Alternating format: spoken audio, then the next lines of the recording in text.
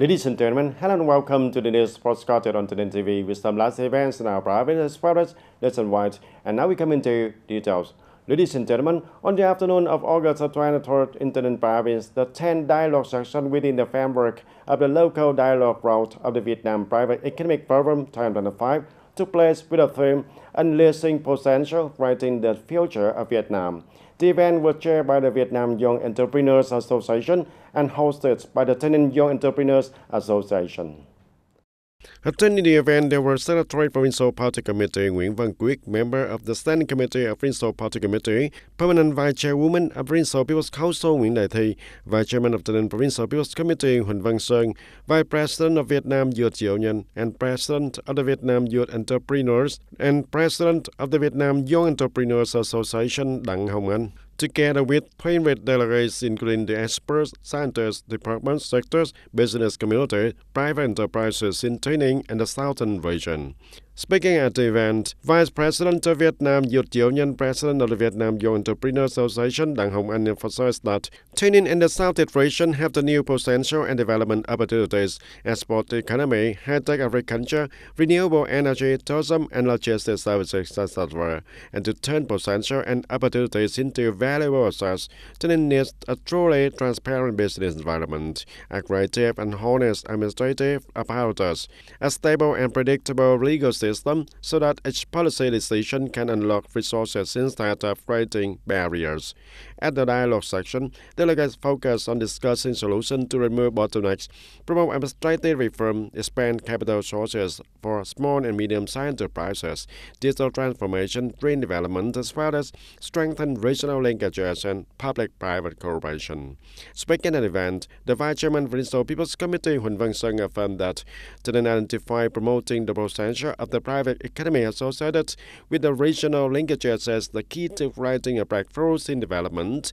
In order to successfully achieve the set goals, the province continues to innovate thinking and perfect institutions, promote administrative reform, build a transparent, open, and competitive investment and business environment, and strive to bring it into the group of leading localities in the country. With the viewpoint that talent government and enterprises are like two companions developing together, we commit to always accompany and find the most favorable conditions for investors to develop long-term and effectively in the province. Tây Ninh also commits to linking private economic development with the strengthening the connectivity of the southern region, forming an open development space closely linked with the regional and international value chains. The recommendations from the business community and experts at this dialogue section will be compiled and reported to the government and central agencies at the Vietnam Private Economic Forum at the ministerial and high levels, taking place on September the 15th and the 16th and contributing to perfecting the policies and realizing the goal of making the private economy an important driving force of the national economy.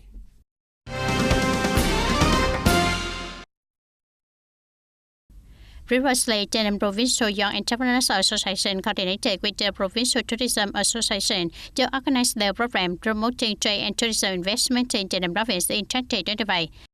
At the program, many in-depth presentations were presented, such as strategy for conserving resources and linking east-west to develop ecotourism, solutions for developing tenant tourism brand on digital platforms, and tenant and the Mekong Delta, the golden lane for sustainable tourism development.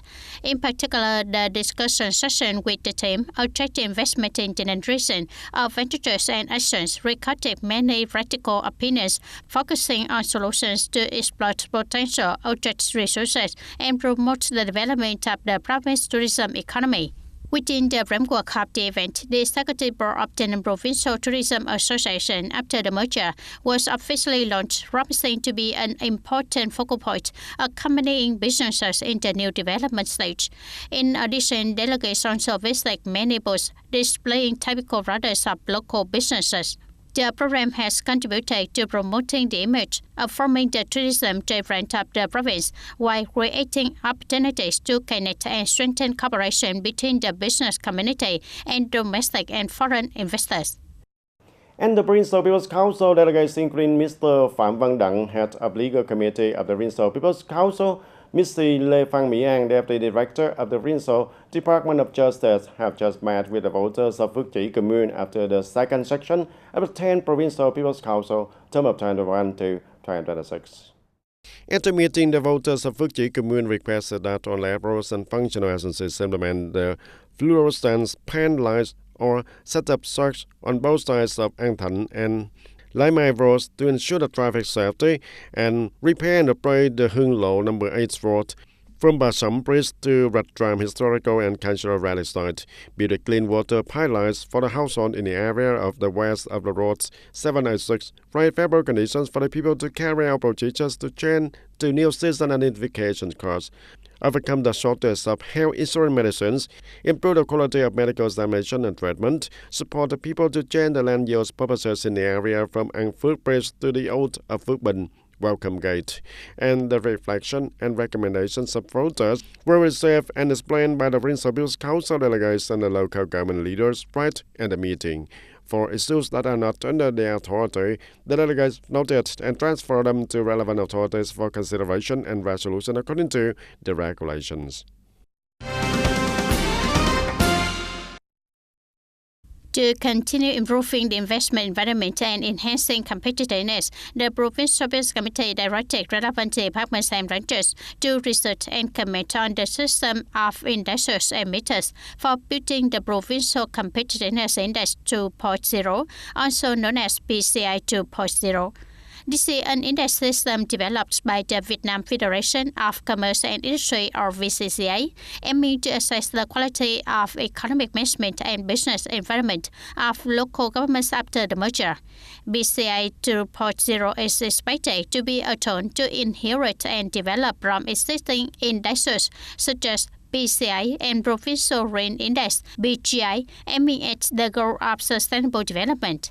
To soon complete this set of indexes, the Department of Finance requested departments, branches, and localities to urgently study the RUPS methodology report of PCI 2.0 index.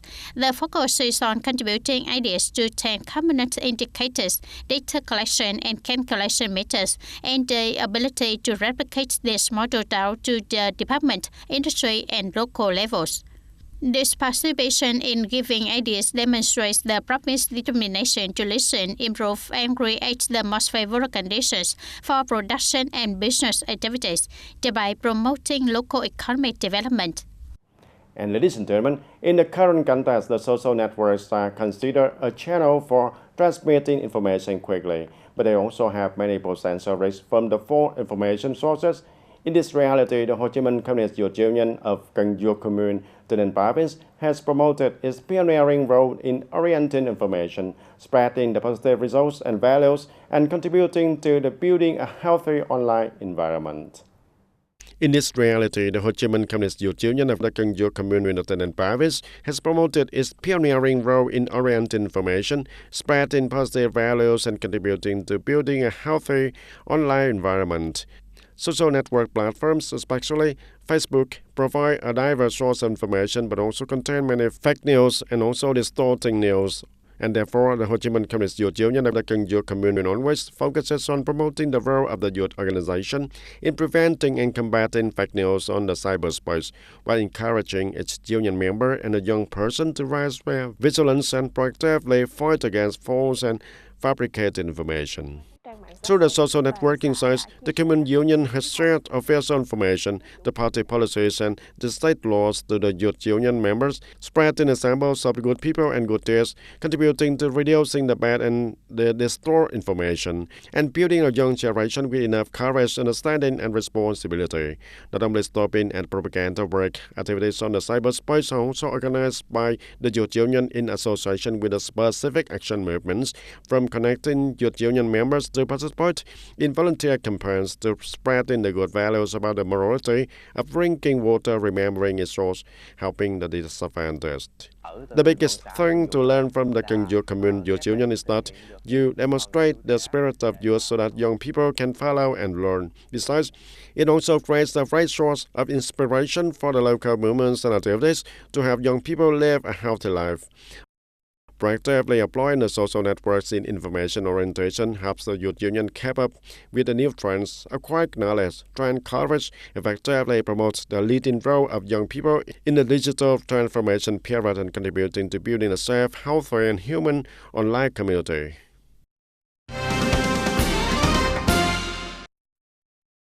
And recently, the representative of board of the Social Policy Bank of the province inspected and monitored the implementation of policy credit programs at the Yalop People's Committee. The meeting was attended by Deputy Director of the Department of Home Affairs, Nguyễn Đại Tấn. According to the report of the Yalop World People's Committee, as of July 1st of 2025, the total outstanding balance of policy credit programs in the area reached nearly 89 billion Vietnam dong, and the world is currently implementing 10 credit programs in 10 neighborhoods with more than 2,100 customers borrowing the capital. The inspection team examined records and books related to policy credit activities in the locality, and thereby the team recognized the locality's efforts in managing and effectively using policy capital and at the same time propose solutions to improve operational efficiency in the coming time. The delegation also recorded the year's report on disbursement debt collection, handling of overdue debts, outstanding interest, as well as demands and problems arising during the implementation process at the grassroots level.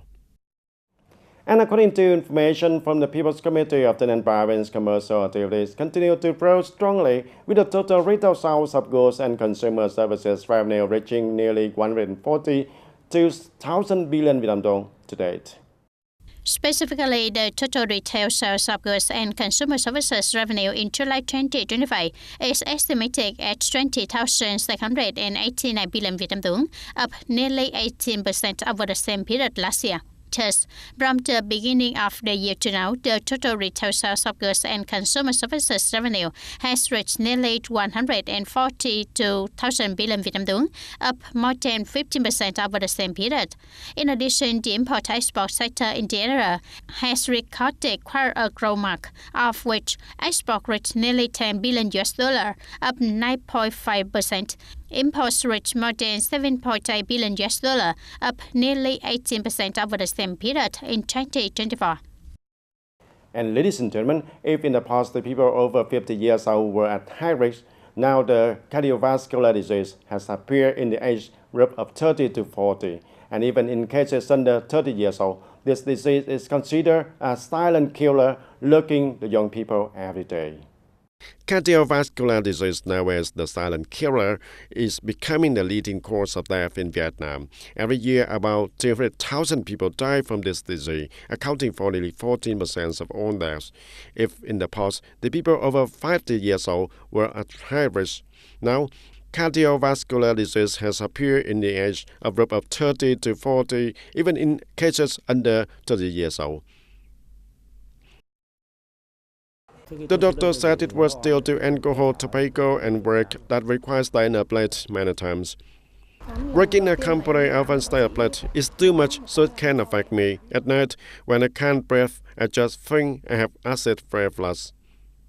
The scary thing is that cardiovascular disease often develops silently without obvious symptoms. Only when chest pain, shortness of breath, prolonged fatigue appear, the disease is already in a serious stage. Treatment will become more complicated and more expensive. Many people come when the disease is already late, and communication of the leg veins, brain veins, etc., and many young people come without knowing they have cardiovascular disease. Facing with the increasing number of seriously ill patients, the doctors have deployed modern techniques to intervene, including the methods of rolling and cutting the atherosclerotic plaques in the arteries, an important step forward in cardiovascular treatment in Vietnam. Unlike the conventional balloon angioplasty or stenting method, this technique uses a diamond-coated microreel rotating up to 180,000 revolutions per minute to break up the hardened calcified plaques in the arteries. The microparticles produced will be eliminated by the body and helping to restore the blood flow and create conditions for the successful stent placement. This is also the first time that the clam artery rearing technique has been deployed at the 108 Central Military Hospital. Although it's not currently covered by health insurance, it has opened up the framework for the seriously ill patients who previously had almost no treatment options. Up to now, the E-Hospital and 108 Central Military Hospital are the leading units in applying this kind of techniques of rearing and cutting the astrographic plaques, with hundreds of successful cases and a high safety rate. This is considered an important step forward, bringing Vietnamese cardiovascular health closer to major centers in the world. Although medicine has backfired, the most effective way to care for the people's health is still to be proactive and to keep the heart healthy, as well recommend quit smoking, limit alcohol, maintain a healthy diet, exercise regularly, and have a regular health checkups. And in 2025, TayNinhTV was allocated more than 417 billion Vietnam dong to implement the national target program on the new rural construction. And by the end of July, the province has disbursed over 57% of the plan, of which the development investment capital progressed positively, while public service capital was still slow. Of the total capital of more than 417 billion Vietnam dong, development investment capital accounted for over 341 billion Vietnam dong. The rest was central public service capital support. And to date, this per development investment capital has reached over 61% and is forecast to complete 100% of the target by the end of the year, contributing significantly to the completion of rural infrastructure. However, public service capital has only reached nearly 40% due to problems with the merger of administrative units and adjustments to capital plans, slowing down the implementation progress in some localities. And to ensure the count of capital disbursement on schedule, localities need to strengthen coordination, promptly remove dependencies, and speed up the implementation of the items. Capital sources will only be truly effective when put into construction, contributing to improving the quality of the new rural area and improving the people's lives also. And to overcome the challenges, promote production and business, and enhance the effectiveness of state management after the merger, the Department of Industry and Trade of the province has just decided to assign specialized officials in charge of industry and trade to support 96 communes and wards. Accordingly, the department will send officials to 96 communes and wards to directly grasp the situation and support the effective implementation of decentralized and delegated tasks in the fields of industry and trade. The assigned officials will coordinate with the chairman of the People's Committee of Communes and Wards and the Economic Infrastructure Departments to promptly receive and handle the updates and problems, and at the same time guide and support grassroots professional staff to perform their tasks. Regular reports will be sent to the Provincial Department of Industry and Trade for senior officers, and issues beyond their authority will be recommended to the Provincial People's Committee and the Ministry of Industry and Trade for consideration. And ladies and gentlemen, towards the Right Unity Day of the whole nation in 2025, the Vietnam Phalang Front committees on all levels in the province have actively implemented many practical social security activities, and thereby continuing to care for and improve the people's lives, contributing to promoting the local socio-economic development. No longer anxious and worried about the old, dilapidated houses that could collapse in the wind and rain at any time. Now, in the spacious and sturdy Right Unity House, Mr. Nguyễn Văn Tuất can feel secure and happy.